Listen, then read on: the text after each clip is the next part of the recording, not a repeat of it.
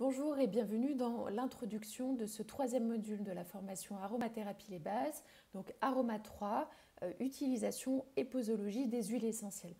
Nous avons vu dans ce cursus, dans l'aroma 1, tout ce qui était notion de qualité, de sécurité, décryptage des étiquettes, définir ce qu'est une huile essentielle, un hydrolat et reprendre les différents types d'extraction.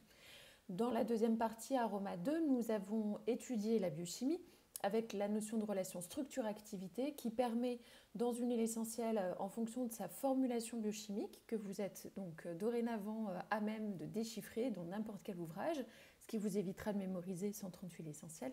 Donc vous allez pouvoir déchiffrer les familles biochimiques et en déterminer les grandes indications thérapeutiques. On va parler de gestes thérapeutiques et les toxicités.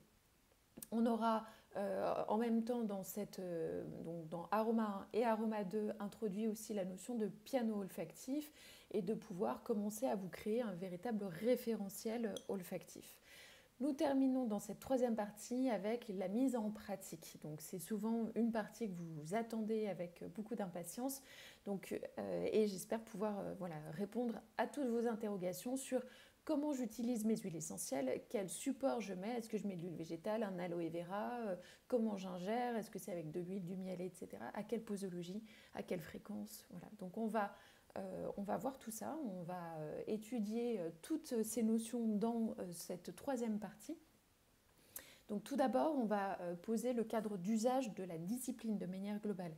L'aromathérapie par rapport à la phyto, la gémothérapie, voilà, cette discipline, comment en fait elle se situe dans l'arsenal thérapeutique naturel et est-ce que je peux l'utiliser pour tout.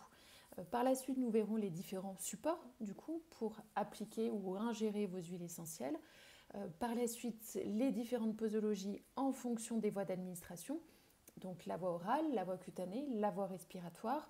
Et même si le gros focus est bien sûr destiné à l'adulte, nous parlerons aussi des posologies pour les enfants, la femme enceinte et les personnes âgées.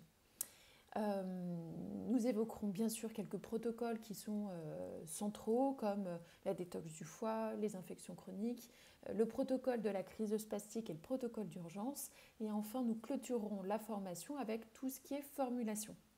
Comment est-ce que je fais mon mélange, quelle verrerie et puis comment je vais pouvoir formuler et créer mes propres synergies d'aromathérapie. Voilà. Bienvenue dans cette troisième partie. À tout de suite.